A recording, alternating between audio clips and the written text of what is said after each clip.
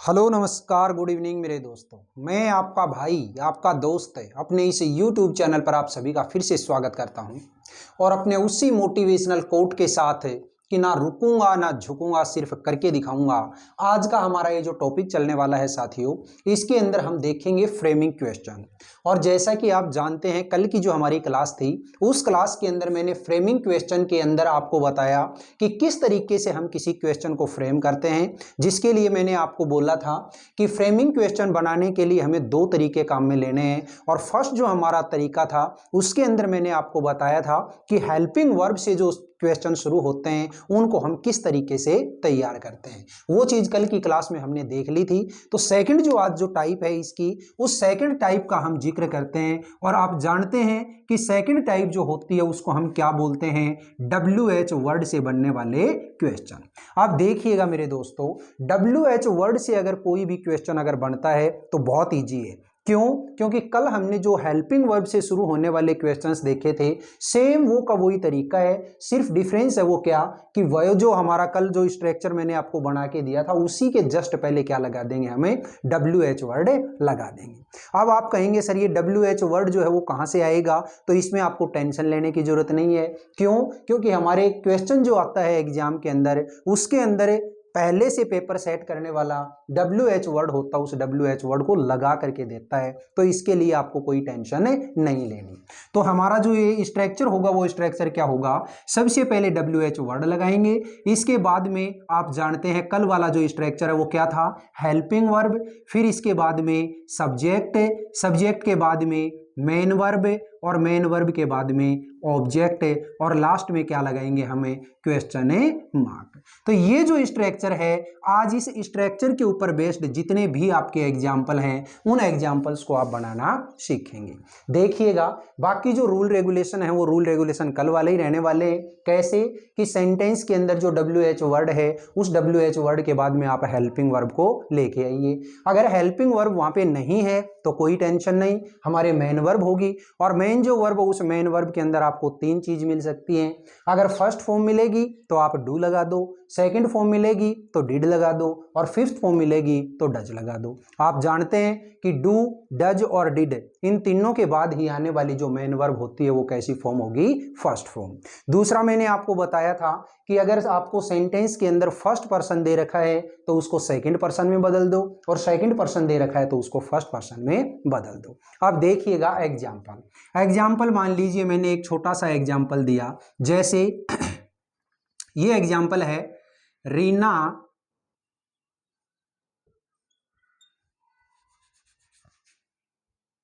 Is playing, या फिर एक छोटा सा दूसरा एग्जाम्पल बनाते हैं, Reena is going to market now. ये सेंटेंस मैंने दिया, ठीक है। Reena is going to market now, Reena अब मार्केट जा रही है। अब देखिएगा, ये जो सेंटेंस आपको दे दिया, इस सेंटेंस के ऊपर कह रहा है कि WH वर्ड से आपको क्वेश्चन बनाना है। अब WH वर्ड जो है वो WH वर्ड तो सामने वाला दे करके रखेगा अपने को। अब यहाँ पे दो चीज हो सकती है, और वो कौन सी, देखिएगा। मैं अगर मान लो इसका क्वेश्चन बनाना चाहूं तो इस क्वेश्चन के अंदर मैं कई तरीके से क्वेश्चन बना सकता हूं। पहली बात तो ये कि ये सेंटेंस है, इस सेंटेंस में देखो रीना अब मार्केट जा रही है, तो यानी कि यहाँ पे कई सारी कंडीशंस हो सकती हैं। सबसे पहली कंडीशन तो ये कि रीना कहाँ जा रही है, रीना अब कहाँ जा रही है। तो कहाँ के लिए हमेशा कौन सा WH वर्ड काम में लेते हो आप, वेयर लेते हैं। अब अगर मान लीजिए आपको वेयर दे रखा है तो इसका जो आंसर है वो आंसर मुझे क्या मिलेगा, कहां जा रही है, वो मार्केट में जा रही है। तो मार्केट जा रही है तो इसका मतलब है ये वाला जो पार्ट है, ये पार्ट क्या हो जाएगा, मेरा आंसर का पार्ट। और आंसर का जो पार्ट है उस पार्ट को आप छोड़ के बाकी जितनी भी चीजें होती हैं उनको एडजस्ट कर दो इस स्ट्रक्चर के अकॉर्डिंग। तो देखिए, सबसे पहले वेयर यानी कि WH वर्ड था, वो WH वर्ड लगा के दिया। इसके बाद में क्या है, हेल्पिंग वर्ब। तो हेल्पिंग वर्ब जो है वो हेल्पिंग वर्ब क्या है मेरी, इज, तो लगा दो भाई, कोई दिक्कत नहीं है, इज।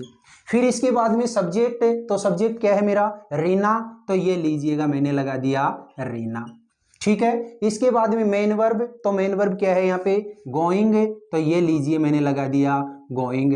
इस पार्ट को छोड़ करके बाकी जो पार्ट है वो एज इट इज टेक दो, तो ये लीजिए मैंने लगा दिया नाउ, और लास्ट में क्वेश्चन मार्क। क्या हो गया, where is Reena going now.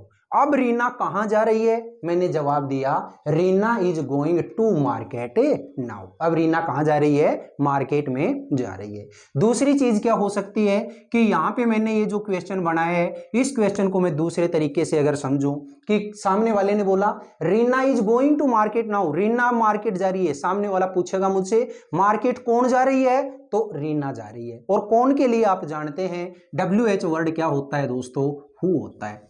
क्या होता है, हु होता है। तो मैंने ये हु लगा दिया, मतलब लगा करके पहले से देगा।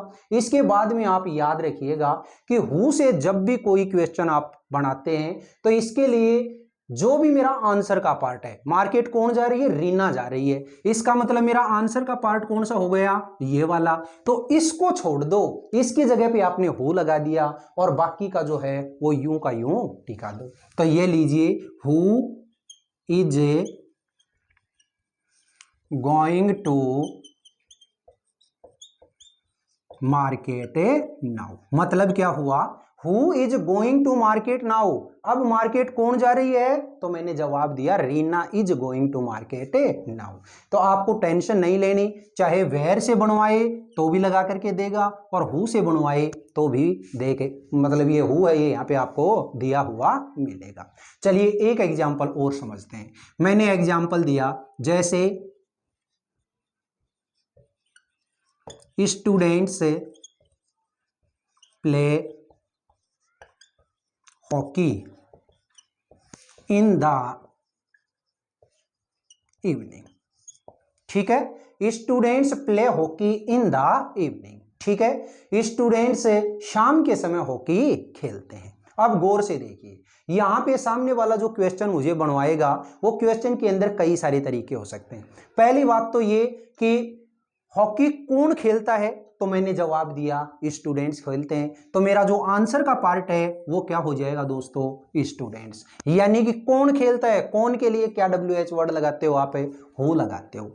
तो ये लगाया मैंने, कोई दिक्कत नहीं है हु। अब मैंने आपको बताया कि हु के बाद में आने वाला जो भी पार्ट है उस पार्ट को एज इट इज लगा दो। लेकिन एक चीज देखिएगा, गौर से सुनो, यहाँ पे हु के बाद में यानी कि तो WH वर्ड है, इसके बाद क्या है, हेल्पिंग वर्ब। अब हेल्पिंग वर्ब जो है वो हेल्पिंग वर्ब क्या है, यहाँ पे सर दे नहीं रखी, दे नहीं रखी तो क्या है, मेन वर्ब। मेन वर्ब की कौन सी फॉर्म है, फर्स्ट फॉर्म। और मैंने आपको अभी अभी थोड़ी देर पहले बताया था कि अगर मेन वर्ब की फर्स्ट फॉर्म दे रखी हो तो आप क्या लगाएंगे, हेल्पिंग वर्ब की जगह पे डू लगाएंगे। तो ये लीजिएगा डू। ठीक है, इसके बाद में क्या है, सब्जेक्ट। सर सब्जेक्ट जो है वो सब्जेक्ट तो मेरा आंसर है और आंसर वाले पार्ट को मैं लिखता नहीं लिखता तो आगे वाला पार्ट लिख दो। तो आगे वाला पार्ट क्या है, ये लीजिए, who do play hockey in the evening. एक तरीका तो ये। दूसरा क्या है जो कि आप बोलचाल की भाषा में समझते हैं, ये जो सेंटेंस है, ये सेंटेंस हमारा ग्रामेटिकल पोर्शन को अगर हम देखें तो ग्रामर की दृष्टि से ये बिल्कुल एकदम सही है। लेकिन ऐसे जो सेंटेंस है, इन सेंटेंसेज के अंदर आप लोग कई बार लोगों को बोलते हुए सुन रहे होंगे और वो क्या सुनते हैं, ये सेंटेंस हम बोलते हैं ना, कुछ अटपटा सा लग रहा है हमें। Who do play hockey in the evening, grammar के पॉइंट ऑफ व्यू से तो सही है, लेकिन सीधा जो बोलचाल की भाषा में हम सेंटेंस को काम में लेंगे वो सेंटेंस क्या होगा इसमें, who play hockey in the evening. ठीक है, ये सेंटेंस है, ये बिल्कुल एकदम सही है। Who play hockey in the evening, शाम के समय हॉकी कौन खेलता है, स्टूडेंट से खेलते हैं। ठीक है, तो हम ग्रामर के पॉइंट ऑफ व्यू से अगर सोचें तब तो ये सेंटेंस सही है, लेकिन बोलचाल की भाषा की अगर बात करें तो ये सेंटेंस है ये और भी ज्यादा सही है। तो हम कौन सा सेंटेंस मानेंगे, अबे ये वाला सही मानेंगे। दूसरी चीज देखो, यही जो सेंटेंस है, इस सेंटेंस के अंदर क्या बोला कि स्टूडेंट शाम के समय हॉकी खेलते हैं। किसी ने पूछा कि स्टूडेंट से हॉकी कब खेलते हैं, तो कब खेलते हैं, मैंने क्या जवाब दिया, सर शाम के समय खेलते हैं। और कब के लिए जो WH वर्ड होता है वो WH वर्ड कौन सा होता है साथियों, व्हेन होता है। चलो यहां पे करता हूं, ठीक है, कौन सा होता है, वैन होता है। तो ये तो लगाया मैंने सबसे पहले WHO वर्ड। इसके बाद में क्या है, हेल्पिंग वर्ब। हेल्पिंग वर्ब जो है वो हेल्पिंग वर्ब तो सर इसके अंदर नहीं है तो मेन वर्ब मिली, और मेन जो वर्ब वो मेन वर्ब की कैसी फॉर्म है, फर्स्ट फॉर्म। फर्स्ट फॉर्म है तो आप क्या लगाएंगे, डू लगाएंगे, ये लगाया डू। इसके बाद में सब्जेक्ट, तो सब्जेक्ट क्या है, स्टूडेंट्स, ये लीजिएगा, व्हेन डू स्टूडेंट्स। फिर इसके बाद में मेन वर्ब, तो मेन वर्ब कौन सी है मेरी, प्ले, ये रहा प्ले हॉकी, ये लीजिएगा, when do students play hockey. Students hockey कब खेलते हैं, मैंने जवाब दिया कि वो शाम के समय खेलते हैं। क्लियर हो गई बात। दूसरा मतलब इसी के साथ में एक और बन सकता है, क्या, देखो यहां पे बोला स्टूडेंट्स शाम के समय हॉकी खेलते हैं। किसी ने पूछा कि स्टूडेंट्स शाम के समय क्या खेलते हैं, तो मैंने जवाब दिया कि स्टूडेंट्स शाम के समय हॉकी खेलते हैं। ठीक है, स्टूडेंट से शाम के समय हॉकी खेलते हैं। तो मेरा जो आंसर वाला पार्ट है वो क्या है, हॉकी। और क्या खेलते हैं, क्या के लिए, क्या WH बनता दोस्तों, व्हाट। ठीक है, सेम वो की वही चीज आ गई, व्हाट WH वर्ड हो गया। इसके बाद हेल्पिंग वर्ब क्या है मेरी, सर हेल्पिंग वर्ब तो नहीं है, मेन वर्ब है, और मेन वर्ब क्या लगाऊंगा यहाँ पे, do. What do students play, इस पार्ट को छोड़ दो, अगला वाला पार्ट लिख दो, इन द इवनिंग।